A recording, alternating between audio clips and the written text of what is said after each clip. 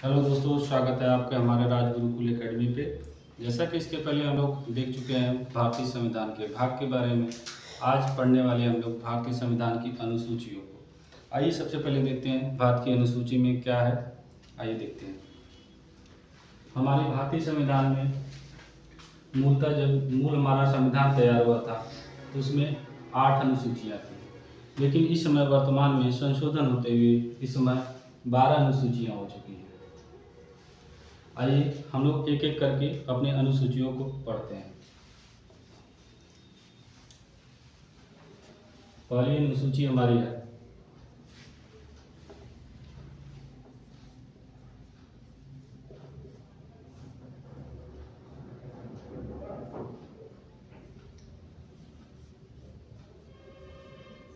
भारत और उसके राज्य क्षेत्र। भारत और उसके राज्य क्षेत्र पहली अनुसूची है। अगर हमारे भारत के किसी भी अंग में किसी भी क्षेत्र में परिवर्तन होता है या किसी भी राज्य में सीमा में परिवर्तन होता है, उसके नाम में परिवर्तन होता है, तो सबसे पहले हमारी पहली अनुसूची में परिवर्तन होगा।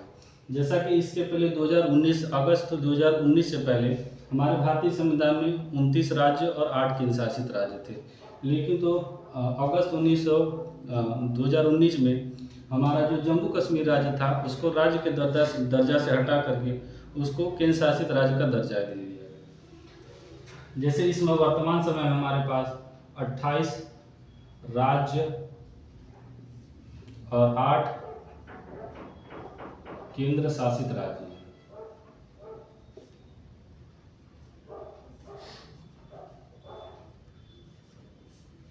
8 केंद्र शासित राज्य हैं। इसके पहले हम देखते हैं लोग कि इसके पहले 29 राज्य और 8 केंद्र शासित राज्य था, लेकिन अगस्त 2019 से हमारा जो जम्मू कश्मीर था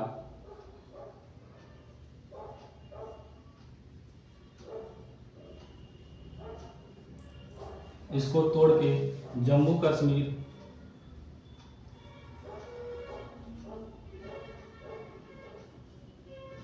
और लद्दाख में बदल दिया गया।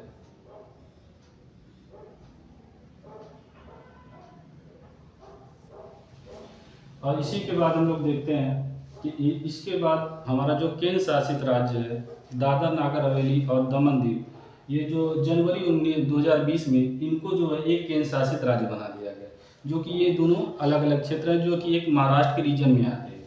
जैसे जनवरी 2020 को हमारा जो है दादर नागर हवेली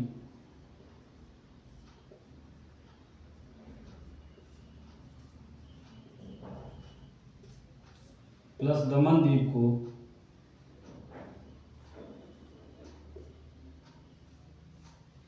एक साथ कर दिया गया। एक साथ करने के बाद इस समय वर्तमान में हमारी स्थिति 28 राज्य और 8 केंद्र शासित राज्य की है। अब इसके बाद हम लोग देखते हैं अपनी दूसरी अनुसूची।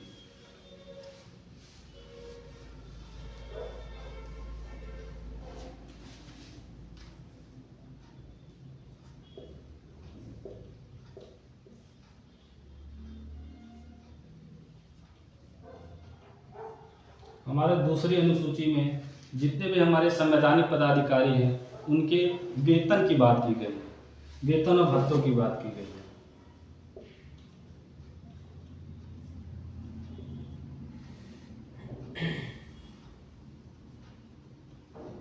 हमारे संवैधानिक पदाधिकारी कौन होते हैं? जैसे राष्ट्रपति,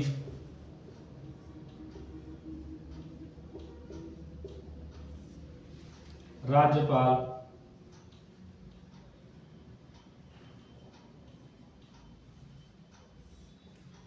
लोकसभा अध्यक्ष,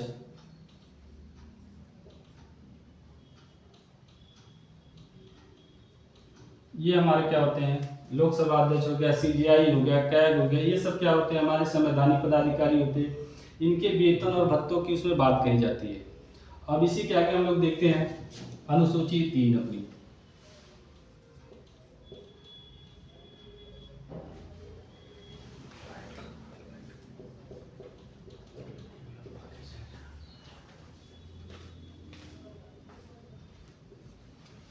अनुसूची 3 में देखते हैं, इनके शपथ की बात की जाती है।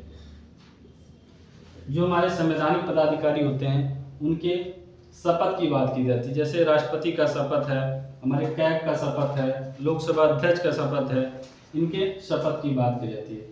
कभी कभी आदमी कंफ्यूज हो जाता है कि हमारे दूसरी अनुसूची में क्या है और तीसरी अनुसूची में क्या है। तो इसको हम लोग ऐसे समझेंगे कि हम लोग कहीं जाते हैं, पहले किसी संवैधानिक पद पर होते हैं तो पहले अपने वेतन और भत्तों की बात करते हैं कि हमारा वेतन और भत्ते क्या होंगे, फिर उसके बाद हम लोग अपना शपथ ग्रहण करते हैं। तो इस तरीके से इसको ऐसे समझ सकते हैं कि पहले हम लोग वेतन भत्ते की बात करेंगे, फिर उसके बाद शपथ ग्रहण करेंगे। अब इसके बाद देखते हैं हम लोग अपनी चौथी अनुसूची।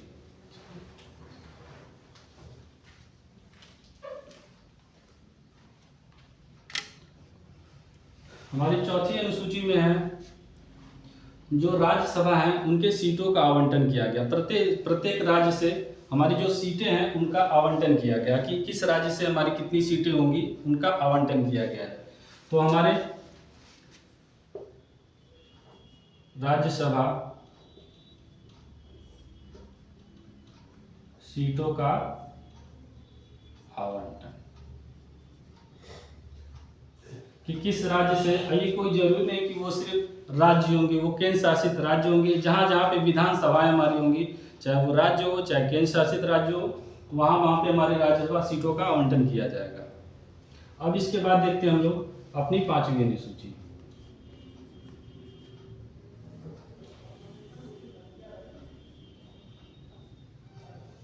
हमारे पांचवी अनुसूची में है अनुसूचित जाति और अनुसूचित जनजाति के लिए प्रावधान बताया गया कि हमारी उसमें अनुसूचित जाति में क्या प्रावधान, अनुसूचित जाति के लिए क्या प्रावधान है, अनुसूचित जनजाति के लिए क्या प्रावधान है शासन रूप से, उसके प्रावधान के बारे में बताया गया।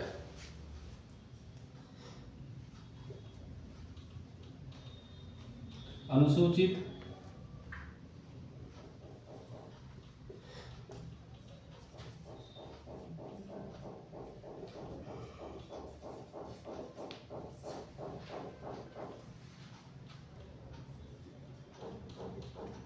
जनजाति के प्रशासन के बारे में कि हमारे अनुसूचित जाति, हमारी पांचवी अनुसूची में अनुसूचित जाति और अनुसूचित जनजाति के प्रशासन के बारे में बताया गया कि उनके लिए क्या प्रशासन होगा। जैसे कि हमारे जो अनुसूचित जाति आयोग, अनुसूचित जनजाति आयोग, इनका गठन करने का काम हमारे राष्ट्रपति का होता है। अब इसके बाद हम लोग देखते हैं अपनी छठी अनुसूची।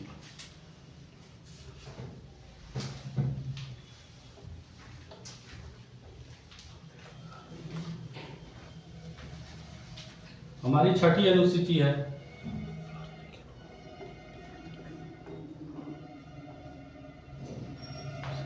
जो हमारे पूर्वोत्तर राज्य के 4 राज्य हैं, पूर्वोत्तर क्षेत्र के जो 4 राज्य हैं, असम, मेघालय, त्रिपुरा, मिजोरम, इनके बारे में जो है कि इनके जनजाति क्षेत्रों के बारे में, प्रशासन के बारे में किया गया है। हम लोग पांचवी अनुसूची में देखे थे कि जो है कि अनुसूचित जनजाति और अनुसूचित जनजाति के क्षेत्रों के प्रशासन के बारे में गया था, लेकिन ये जो हमारे स्पेशल 4 राज्य हैं उनके जनजाति के प्रशासन के बारे में कहा गया। कौन कौन से राज्य हैं? असम है, मेघालय है,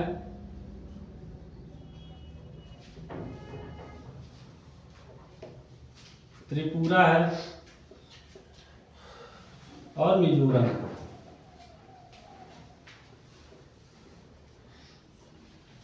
इन 4 राज्यों के जनजाति क्षेत्रों के प्रशासन के बारे में बताया गया है। जनजाति क्षेत्रों के प्रशासन के बारे में।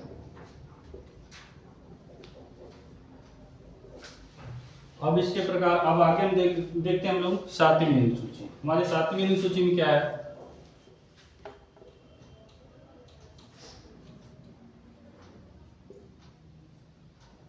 हमारी 7वीं अनुसूची में सूचियों के बारे में बताया गया कि हमारे कि कौन कौन सी सूची है, कौन कितने विषय की सूची में कौन कौन विषय है। जैसे हमारा संघ सूची है,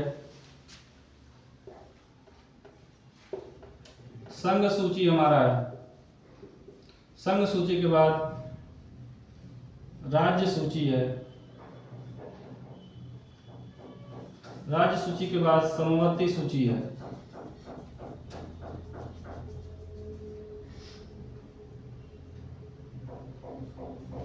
संघ सूची का मतलब है कि जो संघ केंद्र सरकार हमारी है, केंद्र सरकार को किस किस विषयों पे अपना कानून बनाने का अधिकार है, उसको संघ सूची में रखा जाता है। राज्य सूची का मतलब है कि राज्य सरकार को किस किस सूची पे किस किस विषय पे जो है कि कानून बनाने का अधिकार है। समवर्ती सूची का मतलब ये हो गया कि जैसे केंद्र सरकार और राज्य सरकार इस पे दोनों मिलकर कानून बनाते हैं, इसको समवर्ती सूची में रखा जाता है। जैसे कि और जो फिर उसके बाद इन तीनों विषयों से जो भी बचे हुए होते हैं विषय, उनको एक अवशिष्ट सूची होती है, उसमें रखा जाता है। तो हम लोग देखते हैं कि संघ सूची में कितने विषय हैं, राज्य सूची में कितने विषय हैं, उसको देखते हैं। जैसे प्राथमिक तौर पे हमारे संघ सूची में 97 विषय थे, अब 100 विषय हो गए। और राज्य सूची में हमारे पहले 66 विषय थे, अब जाके हो गए हैं 61 विषय। और समवर्ती सूची में हमारे पहले 47 विषय थे, 47 सब्जेक्ट थे, अब हो गया है हमारे 52। इन विषयों पे हमारे जो है संघ सूची पे हमारे केंद्र सरकार कानून बनाएगी, जो कि 100 विषय हैं। राज्य सूची पे हमारे इसमें 61 विषय हैं, जो कि हमारे राज्य सरकार कानून बनाएगी। समवर्ती सूची है जो कि जो है इसमें हमारे केंद्र और राज्य दोनों मिलकर कानून बनाएंगे। अब इसके आगे हम लोग देखते हैं अपनी 8वीं अनुसूची।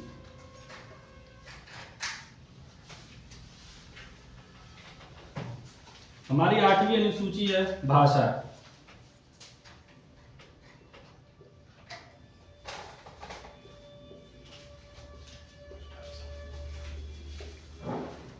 हमारे भारतीय संविधान में कितनी भाषाओं का उल्लेख किया गया है, इसको हमारे 8वीं अनुसूची में बताया गया है कि हमारे मूल संविधान में जो हमारा संविधान तैयार होता तो उस समय जो हमारे भारतीय संविधान में 14 भाषा का उल्लेख था। मूल संविधान में हमारे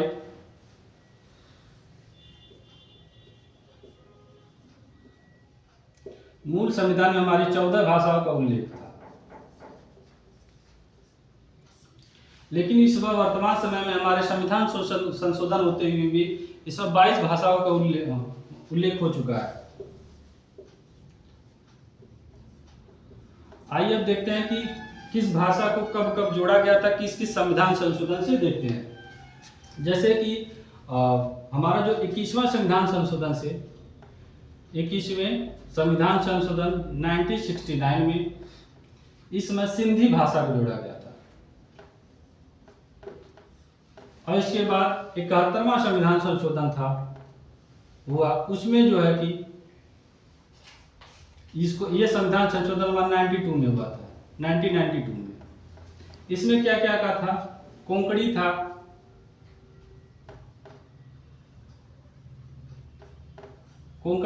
फिर उसके बाद मणिपुरी था और नेपाली था।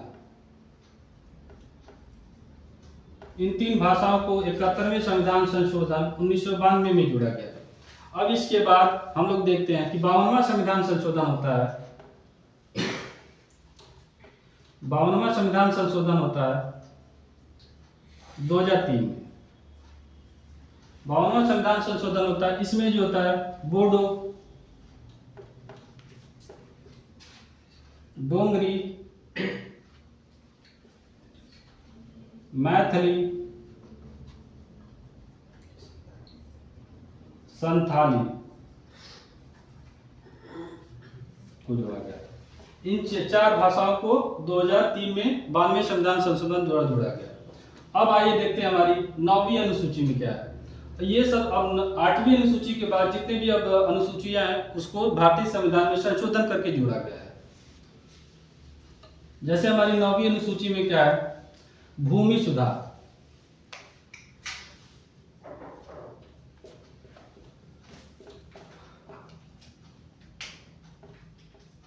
हमारे 9वीं अनुसूची में है भूमि सुधार।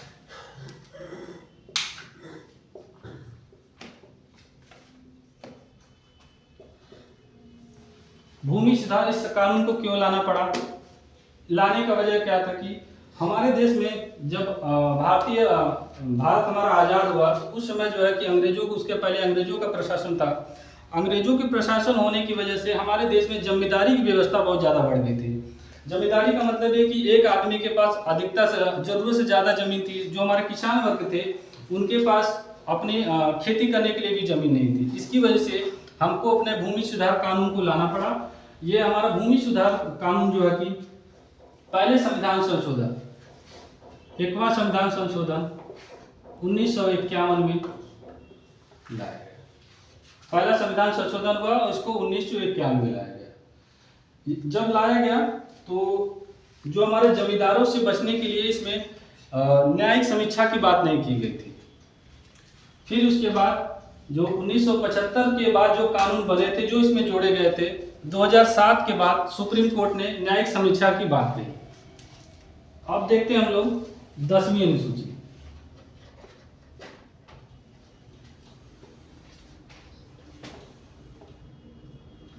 10वीं अनुसूची में हमारे है दल बदल।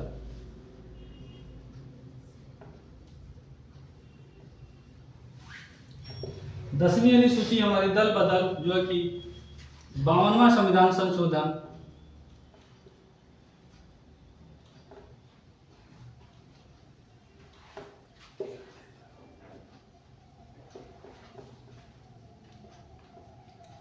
उन्नीस सौ 85 में जोड़ा।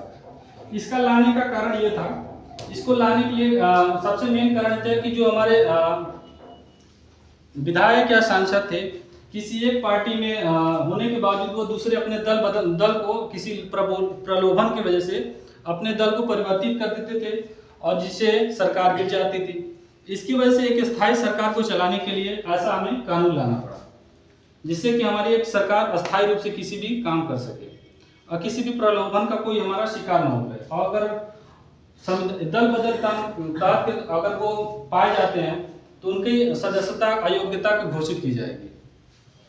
आइए अब देखते हैं हमारा 11वीं अनुसूची।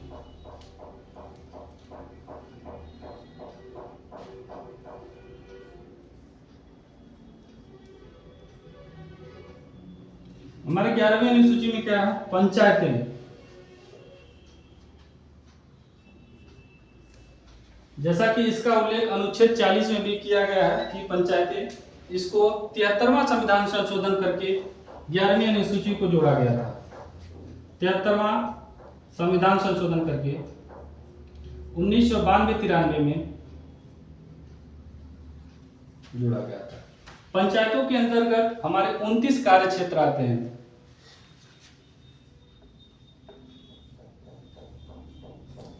जो हमारे पंचायतें होती हैं, जैसे कि बिजली की सुधार करना, सड़क, पानी व्यवस्था, इन सब इनकी व्यवस्था करना हमारे ग्राम प्रधान की काम होती है और उनको पंचायतों के अंतर्गत रखा जाता है। आइए अब देखते हैं हम लोग अपनी 12वीं अनुसूची।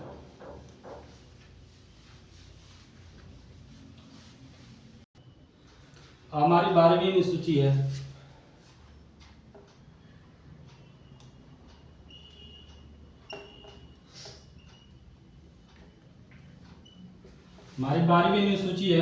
नगर पालिकाएं।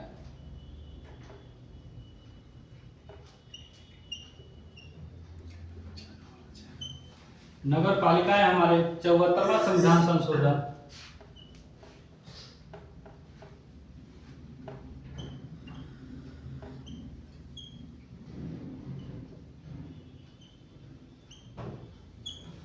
चौहत्तरवां संविधान 1992-93 में जुड़ा गया।